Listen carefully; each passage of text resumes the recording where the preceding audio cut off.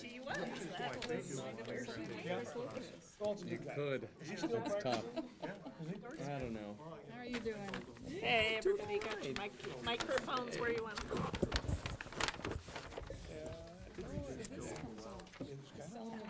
Makes the poor guy go crazy. Yeah. I won't do that. All right. Oh, sorry. Glad your winery's not down in California. Well, we have a couple down there. Well, of course, We do have a couple down there. Oregon Community Foundation is doing a lot of work in Yamhill County. All right. Principally with Dave, he's just a great guy. I will call to order the Monmouth City Council meeting for Tuesday, November 5th, 2019, and ask for a roll call from our esteemed city recorder. Counselor Belts, Here? Counselor Carey, Here. Counselor Lopez, Here. Counselor Sharmer, Here? Counselor Schinkel is excused, Counselor Silbernagel, Here. Mayor Coontz. Here, and Councilor Lopez, will you lead us in the flag salute, please?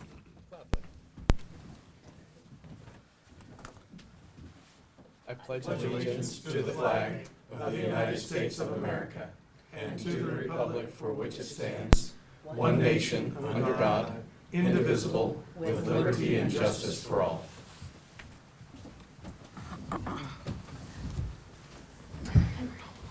Thank you.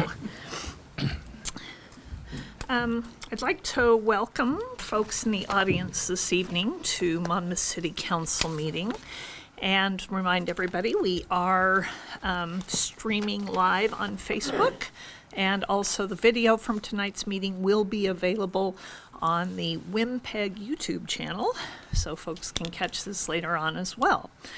Comments from the community are entertained during the time designated under citizens' comments. If you wish to speak to council, please fill out a comment card and hand it in over to the city recorder. Speakers' comments in this forum are limited to 3 minutes, and we will let you know as that time is coming up. But the council does welcome additional information in writing. Typically, a speaker's comment is taken under advisement to allow time for the council to review an issue. However, any of us may ask a speaker for additional information or may convey to the speaker some information that addresses their comment. Please note there's a spot on the speaker card if you would like to follow up, receive follow-up communication and how you prefer to get that. But I'd like to thank everyone for attending this meeting of the Monmouth City Council. We start off with our consent calendar this evening. That consists of the minutes of the council meeting of October 15th, as well as that evening's work session. So 2 items in the consent calendar. And I would entertain any corrections or motion to approve. I move approval of both sets of minutes as presented. And a second? Second?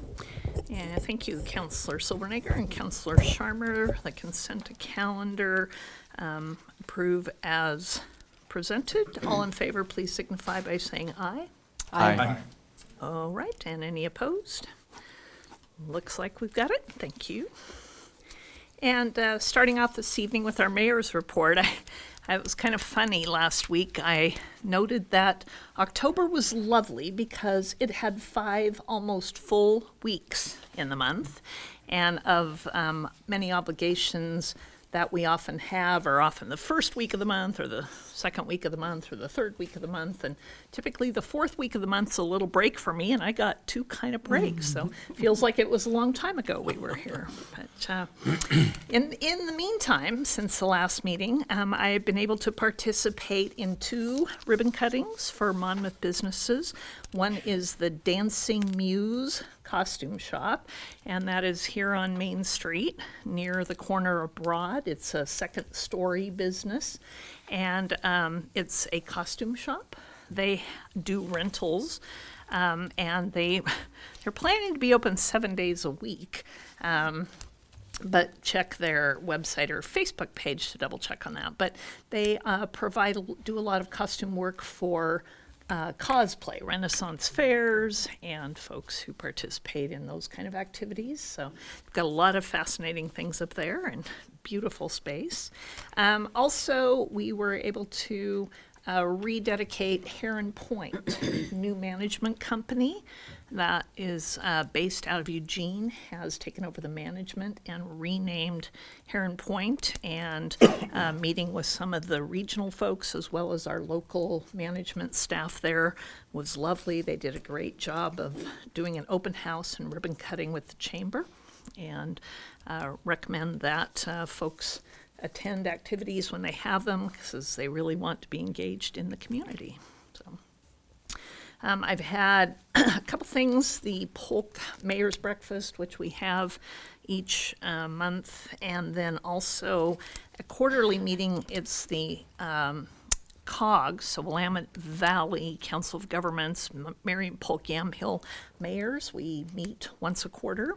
And the meeting this quarter was held in Carlton in what used to be a grain elevator. Like, actually in the grain elevator is now a gorgeous winery. So great opportunity to get together and meet with folks and hear about, especially about a lot of the things they're doing in Carlton. So last Thursday was Halloween, and I was able to help out with the trick-or-treating in City Hall. And I'll have you know that it's very fortunate, of course, that we have two doors sort of into our lobby, because we never would have fit all the little trick-or-treaters in our teeny tiny little lobby. So we kind of had to let them in one door and out the other in order to accommodate it. Downtown, this Halloween Spooktacular, sponsored by the Business Association, and it was great. Just really beautiful weather, but so many families and kids downtown and at the library. It was an awesome event. Businesses open.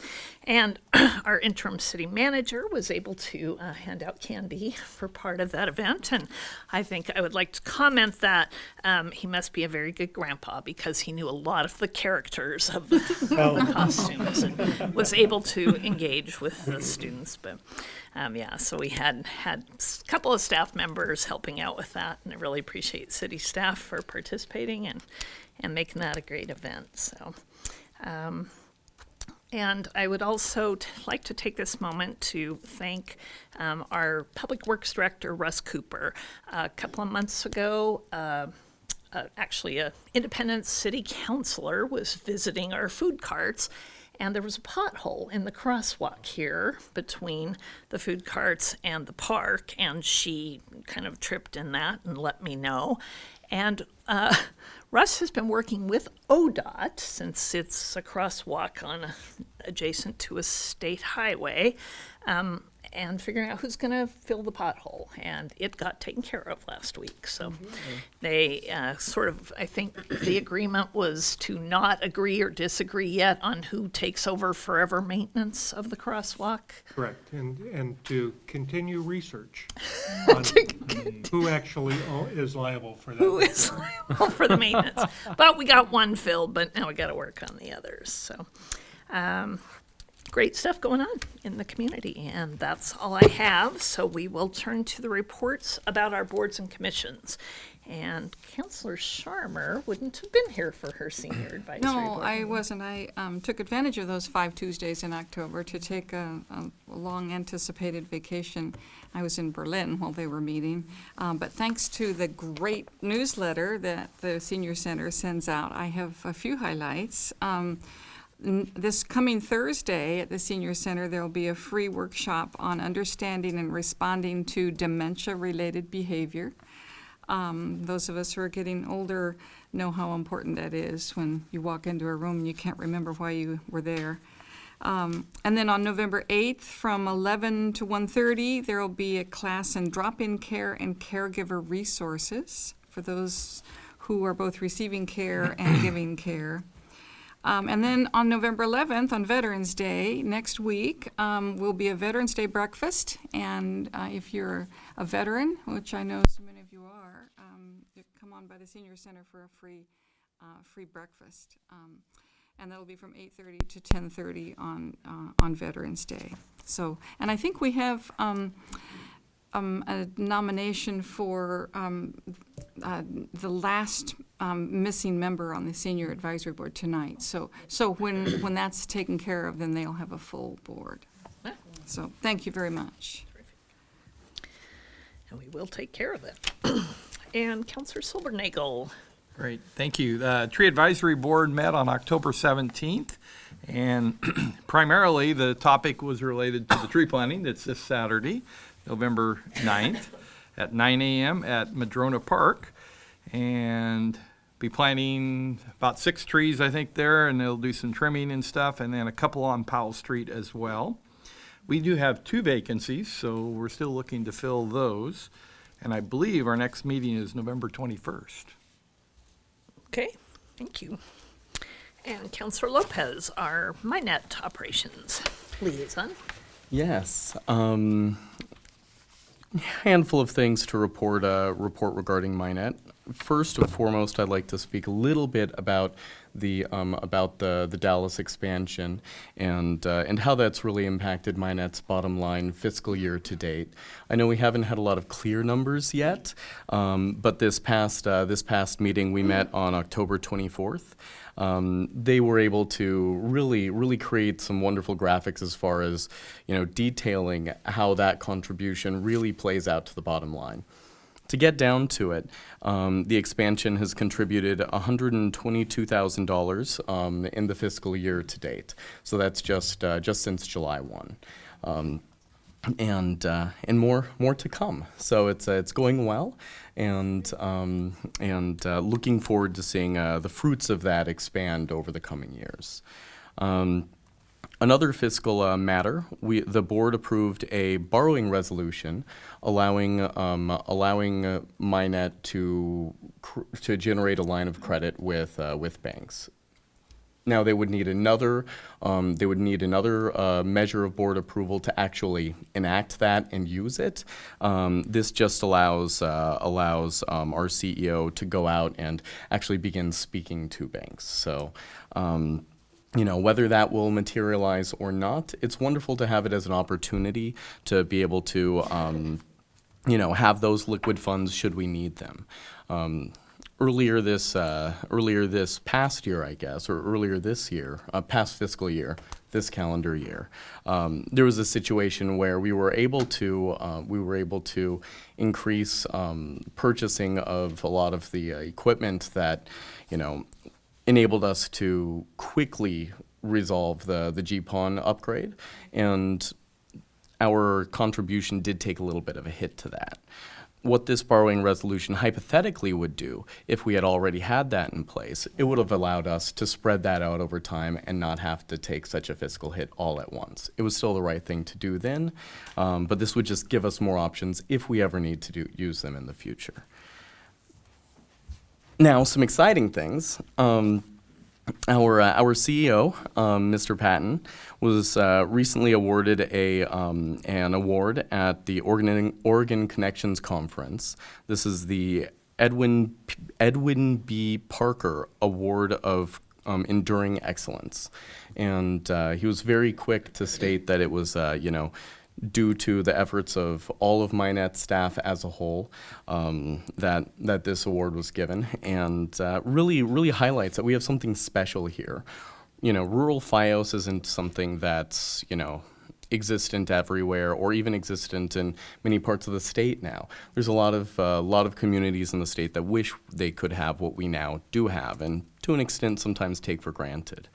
In that same vein, Representative Paul Evans attended this past meeting and really encouraged us as a board and as a company and as a community to think bigger with Minette's potential and what it could do for the community, other ways that it could serve other communities, and then be a real resource within ours. So some great words from him, and I hope that as we go through future planning with Minette, you all will help me to continue to encourage them to think big.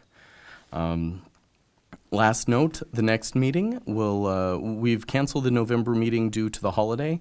Next meeting will be December 12th at 7:30 a.m.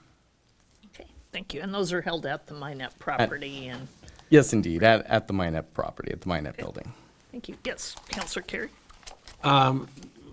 Councilor Lopez, will there be any discussion with councils or cities on, should they take up some of this line of credit that they're talking about? I mean, that's additional debt. We have an agreement, that, I mean, we have that whole tension is a big one, and there's a lot of scrutiny of that. And now the line of credit would be much easier to access. I mean, I don't disagree with it. I'm just curious about the communication with the cities. So the agreement with the line of credit did go through the financial committee, and the concept behind the line of credit, it's at this point very conceptual. If you'll recall, when MyNet was going through the final phase of the GPON expansion, they did apply for a line of credit to try to defer some of those immediate costs. The bank that they applied with did deny that because their first and top obligation was back to the cities, and that will always remain so. It's stated in the organizing documents, and so this is an exploratory measure only. This is not approval to gain or use, and if they did end up going to actually extend a line of credit and utilize that of course would come back through proper channels. And what would be a proper channel? To be quite honest, I don't know the exact mechanism for that. I do have a copy of this here that I can provide you with if you like. But that might be actually a better question for Ms. Chenard. And that's what I was going to say, the Finance Committee of MyNet, we do have representation on that. I think Janet Schnarr is still on that Finance Committee, so I know that communication goes that way as well. But yeah, that's a good question. Well, I mean, I'm supportive of it. I think to be nimble is good. Mm-hmm. On the other hand, there's we wrestle over intergovernmental agreements all the time, back and forth on how we're gonna manage that, and how do we grow the company and still pay the debt, and all of that sort of thing. And then if we've got a free runner out there, we just want to, and I'm glad that it's exploratory. And I would have to refer back to that IGA, that intergovernmental agreement. That is the organizing document for MyNet, which we're looking at kind of revising and bringing into the 21st century here pretty soon. You all will have an opportunity to review that once it's gone through all its processes and phases. A little history on that. The last time an IGA came about, the Monmouth City Council did pass it.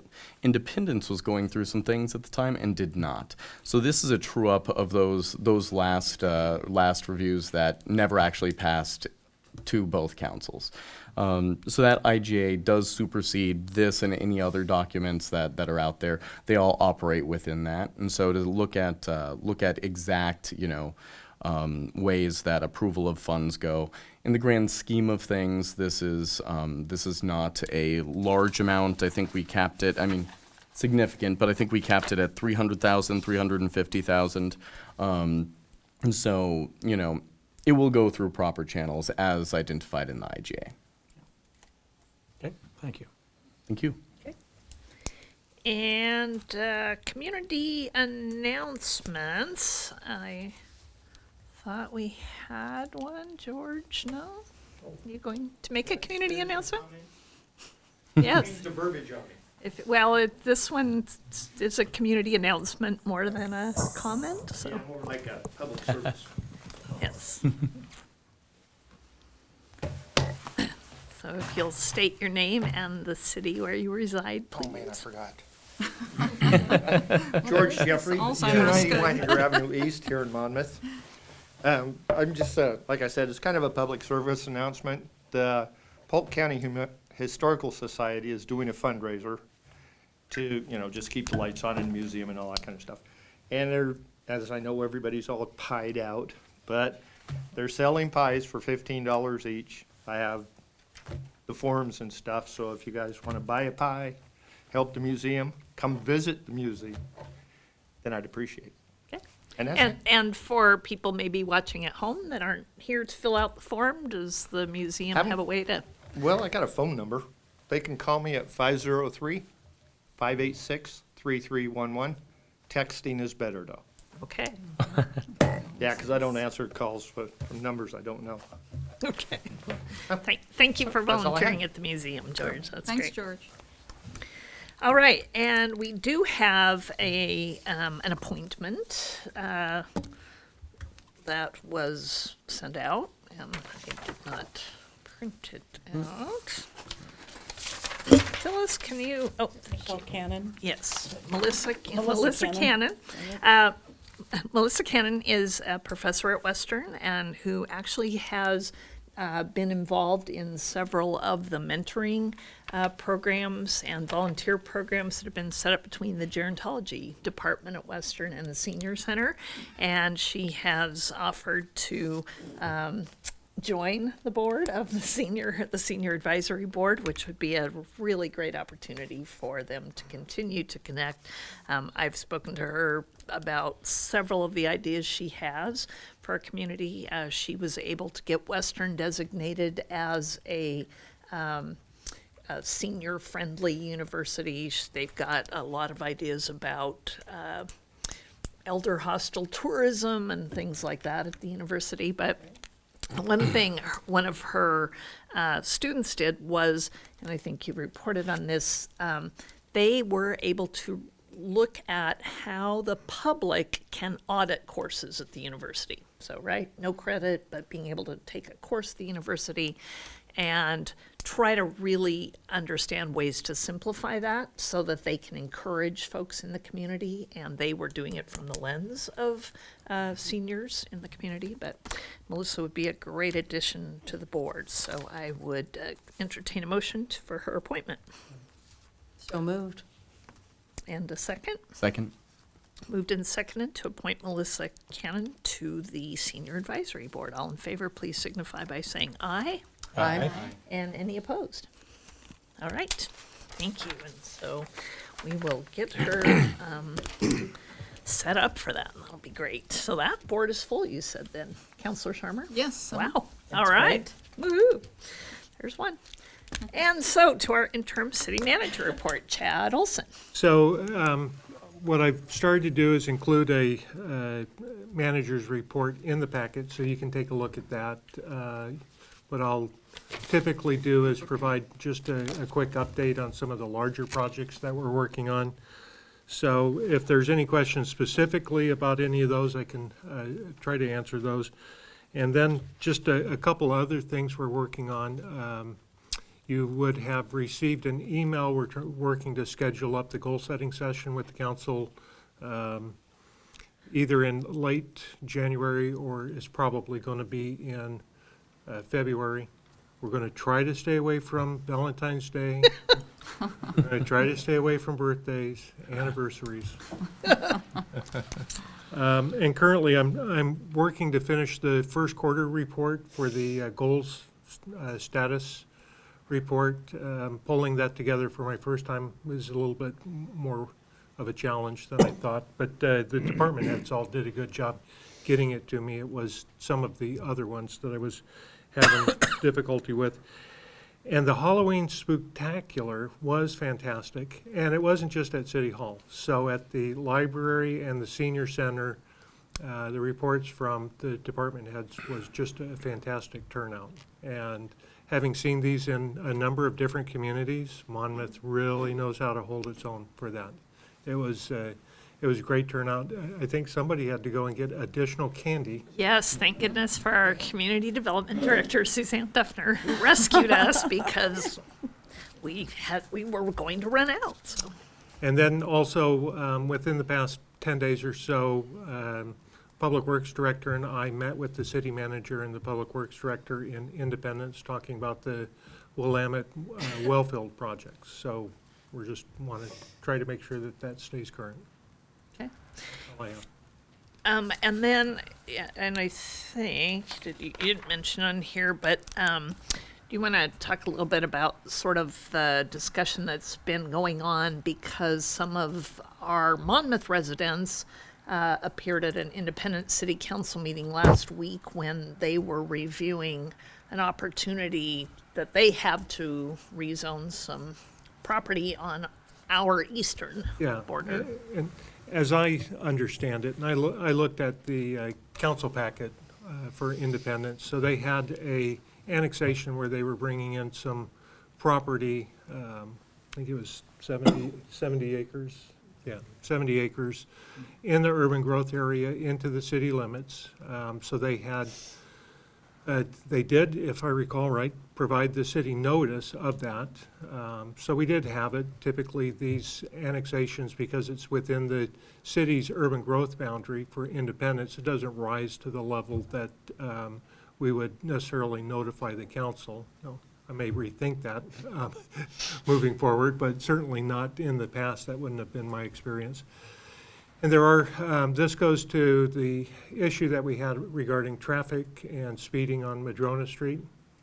And I'm sure that they have concerns as it relates to the Madrona. It's a minor collector that will connect up with the Independence on the Independence side. So they have concerns about the amount of traffic that's going to be coming onto Madrona Street. Now, in just a passing conversation with Independence, they will be looking at some of the future subdivisions during the design review to look at options to not just direct them all onto, I think it was Talmadge and Madrona Street. So they'll look at some other options to that. But I did send the city manager an email and said, as far as I'm concerned, Independence did what they were supposed to do. There was no slight on our side. And just as a side comment, obviously the residents on Madrona Street were in attendance, so they did know about it. It wasn't that they weren't informed. I can't speak to how they saw it, but obviously they were wired into that public hearings. So I think, as it turned out, it was fine. And just a reminder that this was an annexation of property in the urban growth boundary into their city limits. So if the intent is eventually, as build-out occurs, is to bring it inside the city limits for future development, in this case as a residential subdivisions is what it's going to be built out as. And it's been planned in at least the transportation plan. It's, so it's in planning. It's just, and I've seen this in other cities that I've worked at in the state of Oregon. These properties are, it's the property owner's right to be able to annex it in and develop it as they see fit. And some want to do that and some don't. But it's not that just a turnout. I think the important thing is for residents when they attend is to be aware of the issues as it relates to traffic and those type of things, and make sure that the body has that they've studied those issues and can talk about it to the folks that show up. So. And I think that's one of the points, right? Obviously, it connects to our transportation plan. But those things have to be coordinated, is my understanding. And so we're not planning in a vacuum, right? They're not planning something and we're planning something. There's always that coordination, and Suzanne's nodding, so I think I understand that correctly. And in fact, the following day or two, when I got a copy of the Monmouth transportation plan, and I took a look at it, and on the Independence side, it actually referred to future build-out on that side in Independence. So it was, obviously, when they were putting the TSP together, it was discussed between the bodies. I mean, I think it was Kittleson that did that report, and they did their due diligence. Okay. Thank you. I know that was, there's been some discussion about that, and want to make sure we understand what the roles of both the cities are, if at all, and certainly excited for them to get going on a plan they've had for a long time, so thank you. All right, and we are to our first quarter financial report, and then we'll have citizen comments. So we'll all be quiet because our finance director is not able to Not in full voice. speak. Oh, no. Thank you, Madam Mayor, honorable council members. For your first quarter report, I would like to say that given that it's 25% into the year, we're about where we expect to be. I did highlight a number of areas that you can see look a little unusual, but not unexpected, I will say. As far as the general fund is concerned, the good news is that we have got our property tax assessments, and it is looking positive. We will likely achieve at least what we budgeted, which is always a good thing. Marijuana taxes, actually, I've also looking at the turnover is right about where we budgeted it as well. So that's a nice relief because we never know what to expect there. And as far as expenditures go, again, we are pretty much on track. Library continues to experience some fun and frolic with their HVAC unit and are trying to, get those, that particular issue put to bed. But it's not costing them any more than we anticipated because the vendor is making it right. Okay. So far, so good. On the utility side, I did mention that the water fund looks like its revenues are quite high. An item that I neglected to put in here, and so we'll say for the record, is that, of course, the other piece that's bolstering that is the $500,000 loan from the sewer fund, and we did go ahead and make that transfer. So that accounts for a lot of what you're seeing as far as the higher revenue amount there. But as well, because of that Highway 99 reimbursement amount, we are seeing higher than budgeted interest revenues as well. So that's offsetting any potential decreases in water revenue, but we seem to be right on track. As far as the gas fund goes, to Councillor Carey's comment before the end of the fiscal year about whether or not we would be spending our capital funds on what we had planned to, we did in fact do that in July and got our new software up and running in the fuel with the fuel tanks, and it seems to be performing as we had hoped, just in time for the other one to go bust. So that was very, very helpful. The building fund is still doing well, and you'll hear from your building official a little later that for now we will probably not need to see an increase in rates. With the urban renewal, the only thing, again, with there, I think the tax increment looks to be coming in a little bit higher than we anticipated as well. So that is that will be helpful, particularly in view of your generous economic incentive that was approved for Ash Creek Station. It will also obviously help to backfill for the ODOT work that still needs to be done on the highway, and for which I will be doing a supplemental budget in the near future. Lastly, as far as the investment earnings are going, we did see another downtick in the LGIP, not unexpected with rates doing what they are, but it is still a very good place to, and a very secure liquid investment. So that's all that I would highlight at this point. If there are any questions, I'm happy to take them. You picked a good report to have a bad voice. Yeah. Right? Unfortunately, I still have 2 more reports to get through with my voice, so hopefully I won't be squeaking by the end. Heavy duty on the schedule tonight, but, nope, thank you. Thank you. Thank you.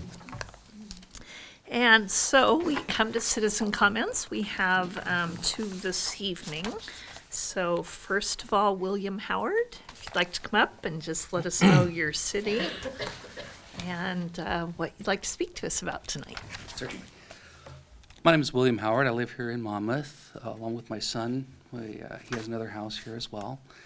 I'd like to speak to the increase in fees and taxes in regards to the sidewalk improvement or repairs that are being proposed. I would like to speak against that. I noticed in the discussions that you've had in regards to this, there's always the alternative for that and fees and other things you've placed in there. Alternative being, don't raise the fees, don't raise the taxes. I would like to vote for the alternative.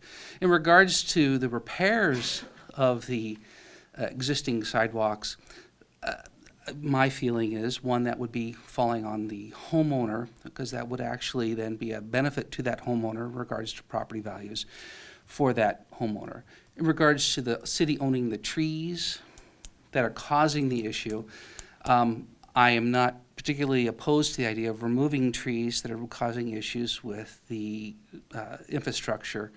Also, in repairing the sidewalks, you're probably going to kill the tree anyhow, to be real honest. So the idea of, the city picking up the entire cost for the repair of any sidewalk, I don't really agree with that. I think that the homeowners could probably, through the free market, find a better price for that repair than anything that the city would be able to come up with in regards to those repairs. And the idea of increasing fees at a time when people are looking to maintain their budgets and keep lower fees in check, keep fees and taxes in check is not applicable at this time.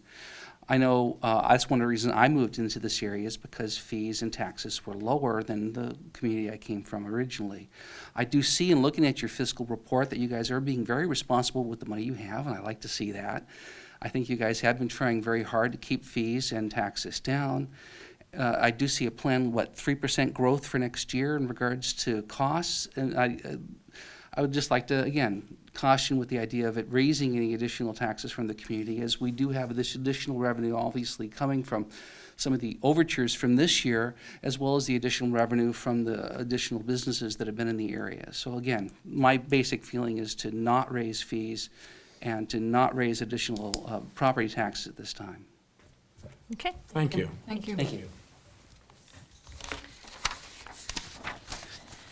And David Melton, if you'd like to come up and share your thoughts with us. Hello, my name is David Melton, and I live at 753 West Jackson. That's down by Marcourt at the west end of town here. And within the last 10 years, we've had a couple of apartment complexes go up down on our street there, and we've always been worried about the parking. Well, the parking's getting out of hand now. And I talked to Russ Cooper, and I told him what my problem was, and he said I need to come talk to you folks. We'd like to see some residential signs down there like we see over there, like Stephanie Marie and over by all around the college there in the residential areas that say, limit the day, probably guess 8 to 6 o'clock at night or something like that. And, we've got, and maybe some no outlet or dead end street down there also. A lot of people coming down doing U-turns. One gentleman did a U-turn the other night in the dark and he had another car sitting next to the road. And these apartment complexes have lots of parking, but usually they don't use it. They'd rather park in the street. So it's easy to get out and easy to go. But we'd like to see some signs. Maybe they put a four-way stop in down at Stadium in Jackson when they put in that last set of apartments, and that helped with the speeding a lot. It was a really good idea. But that's about all I have for you. Any questions or anything about that? So you would be interested in signage that would be similar to other areas around the campus? Unless you got a better idea. Well, Yeah. I don't necessarily, but so those just haven't been in place? Yeah, have they been have placed there no for you signs yet? down there at all. Yeah, okay. Maybe dead end sign, no Sure. outlet. Another thing happened last week I couldn't believe. We had a nice pile of leaves out in the middle of the street, and the parking got filled up and a car parked right in the middle of the pile of leaves. But on the other hand, he backed out of them. He didn't scatter them up down the street when he left. Well, there's that. But it's just, Yeah. some of this stuff from the college kids you expect, but, some of this other stuff, it's just getting out of control. And that should do it for me tonight. Yeah, great. Thank you. Thank you. Thank you. We'll have Russ look into that Yeah. for us and let us know what the other good. options are. So. All right, and I appreciate that. That's all we have this evening. We will move to our business agenda, and we have a couple of items tonight.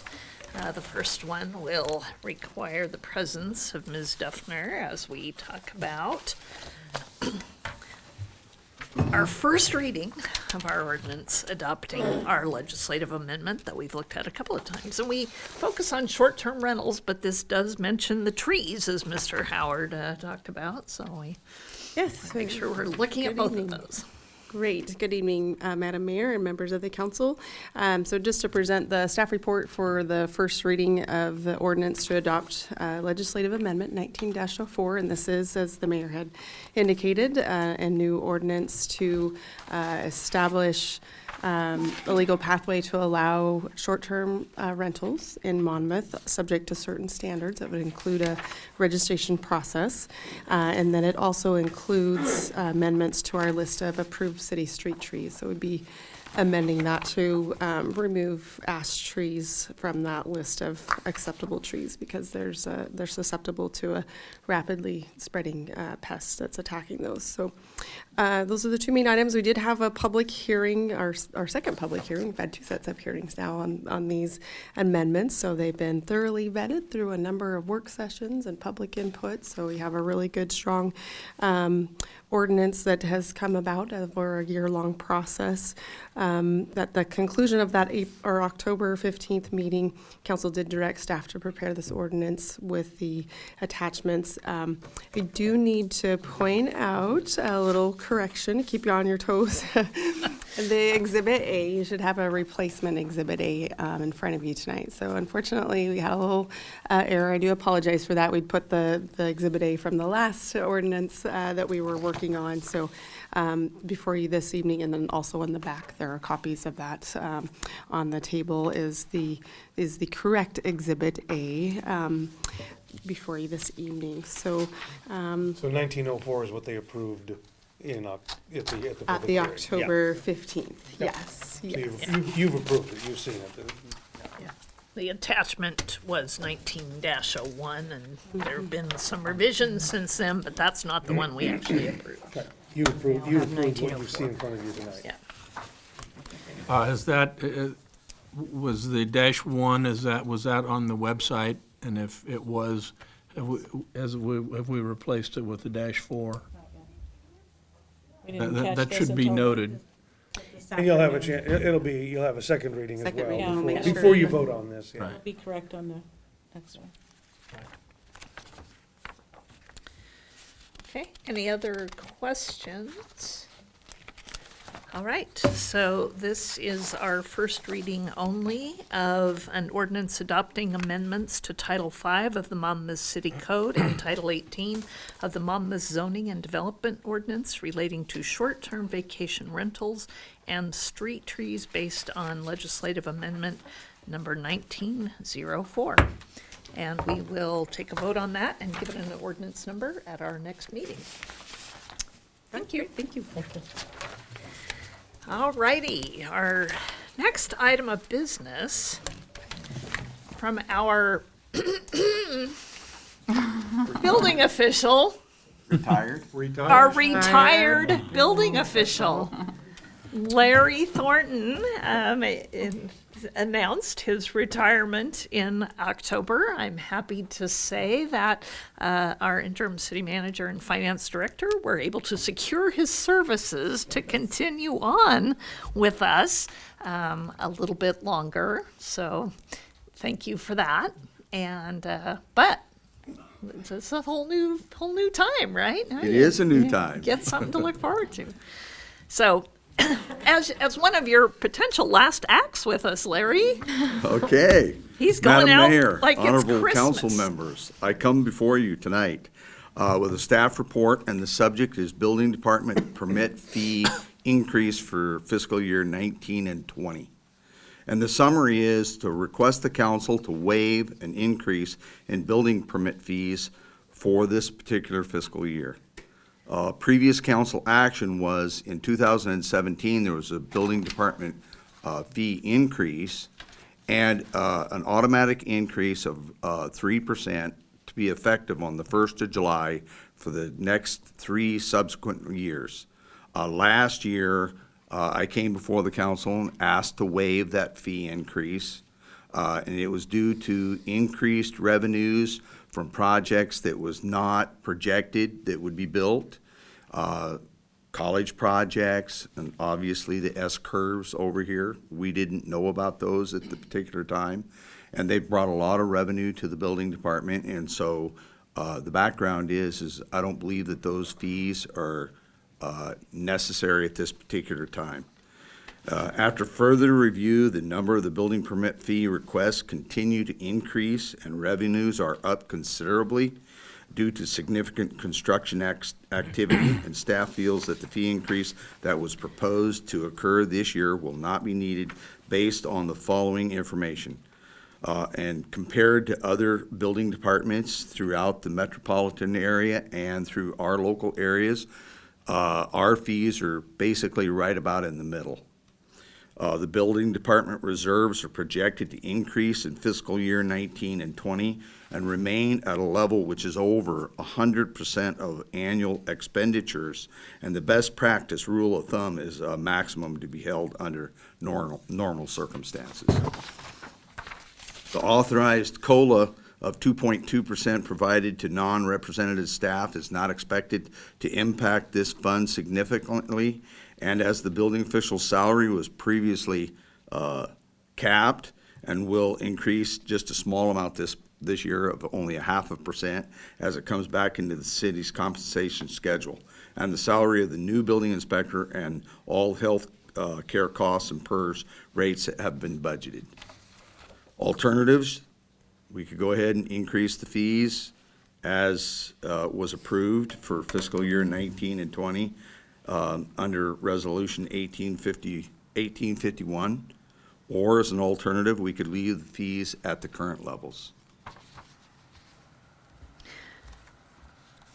All right, and then noting and getting Janet's confirmation on this, we have additional information that, for example, credit card fees, Yeah, because we're sure. allowing the e-permitting now, so the use of Okay, credit cards has Madam Mayor, increased. I'll continue to go over Okay. those particular financial implications. Great. The cost of the credit card fees is coming in much lower than originally projected because the city only pays 3% charge on all the small dollar online permits. And when we went on e-permitting, we weren't sure exactly what we were going to be paying for. So that is lower than expected, and so despite the significant higher revenue projections for 19 and 20 budget, these charges are expected to come in well under the budgeted cost of what we thought would be somewhere around $1,300. And the e-permitting system does not cost the city at all. That's a free software and system that we're utilizing, and there is adequate reserves to pay for the increased personnel costs being incurred as per budget. Okay, thanks. So the fees took effect July 1, and it's November. Yeah.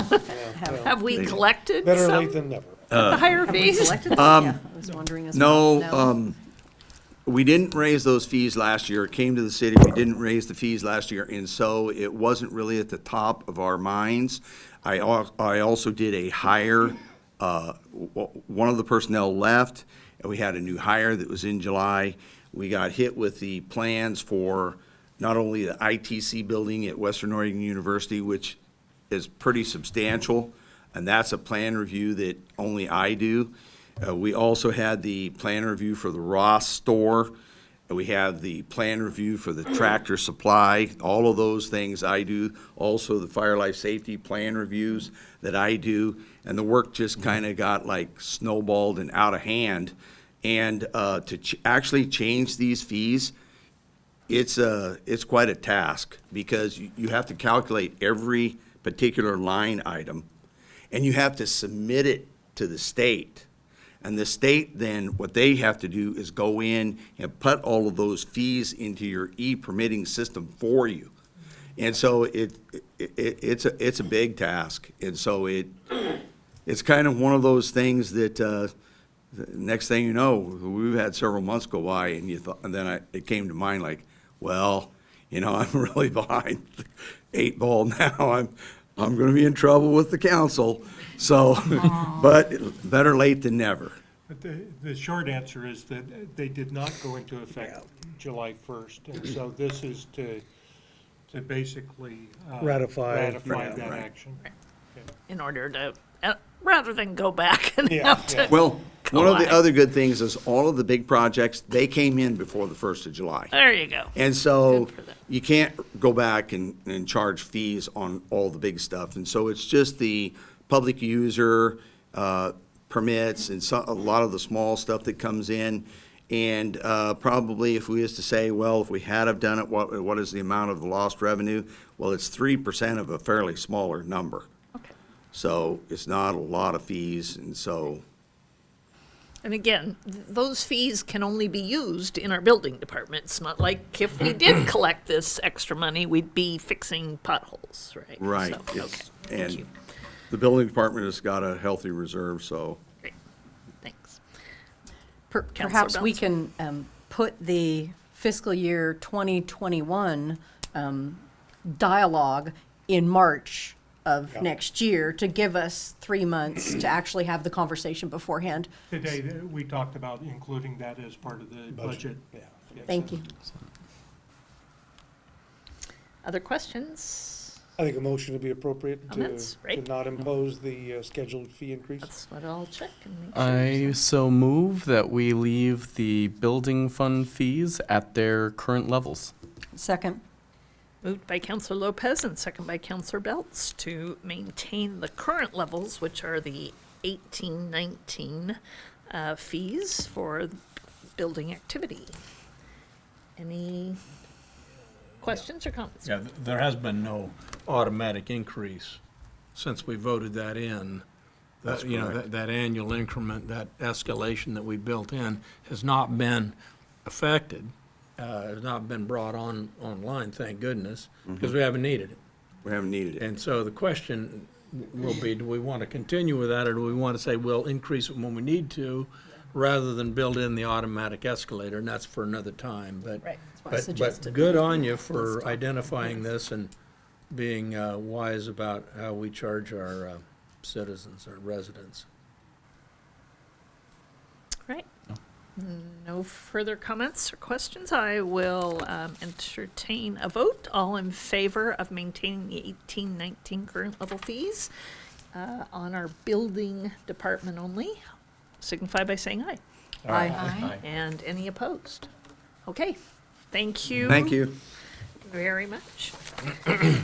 And that takes us to council comments. If anyone has anything they'd like to share this evening. I have a little bit of food for thought for us. I spent 2.5 weeks over the last 2.5 weeks on vacation. And beginning in Norwich, England, and visiting 5 other major capitals in Europe, including Amsterdam, Berlin, Prague, Vienna, and Paris. And during the 10 to 15 miles a day that I walked, I didn't see a single street or sidewalk that wasn't paved with permeable pavers. And when I was in Amsterdam, of course, Amsterdam is a city that for hundreds of years has been using various means, mostly windmills, to pump the North Sea out of their land. And they probably are, after all this time, pretty good experts in what to do with stormwater. So when I was in Amsterdam, I saw a couple of cheerful young public works guys repairing a sidewalk, putting some new pavers in, and I went over to talk to them. And they said that repairing either sidewalks or streets with pavers is simple. It's just a simple little matter of smoothing out the sand and putting in the new paver. And they said the cost is just, hardly anything. And then they said something that really blew me away. They said, and the nicest thing about this is all these pavers that we put in are made from recycled materials. There's no concrete or asphalt or anything in them. So a way of getting rid of plastic bottles and that sort of thing, pave our streets and sidewalks with them. So it's just something for us to think about for the future. Interesting, looking at ADA codes and things like that, to see how those would be affected by something innovative like that. So that'll give Suzanne and Russ something to do. We don't have enough jobs for them. That's awesome. John? Just 2 comments. One, I think, Chad, you mentioned the articulation with ODOT on the chuck hole we had out here. Russ is also involved with some discussions with ODOT regarding a sidewalk on Church Street and 99. That's the sidewalk that comes from MES for kids going westbound and that cross over. And there's some pretty significant damage done on the space between Myrtle and that. And there's a bit of a argument over who will pay for it and so forth. But Russ is fighting the good fight, and I'm not sure there's anything new, but other than the fact that we're sort of on that. I believe ODOT's agreed to repair that at their expense. Yeah, that's good, because that's a major pedestrian walkway for kids coming from MES. So good work to Russ. He's not here, but I'm sure that he's watching at home. Hi, Russ. And then just sort of the discussion about goal setting and the dates that are available and so forth. I'm just wondering about the whether we would be ahead if we were to wait until we had a successful completion of our selection of a new city manager.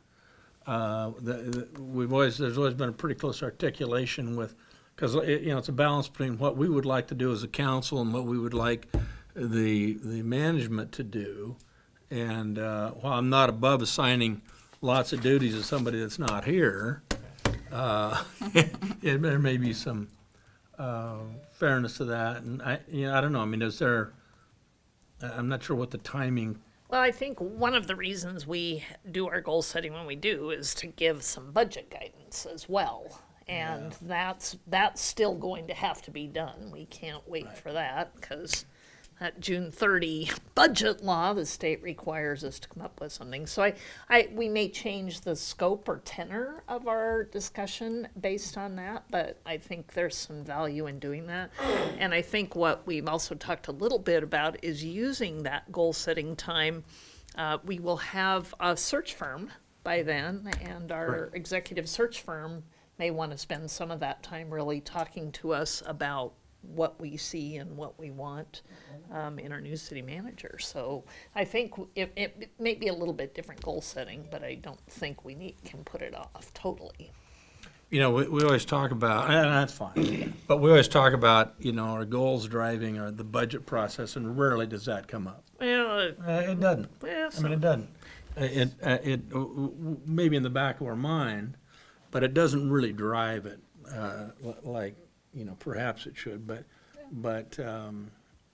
and the fact that might be we still may be grinding hard, depending on when we do it, on the selection process. So maybe that would be a deal. I don't know. That was the first thing that struck me. I will respond. I didn't, because I wanted to have this little conversation. Yeah.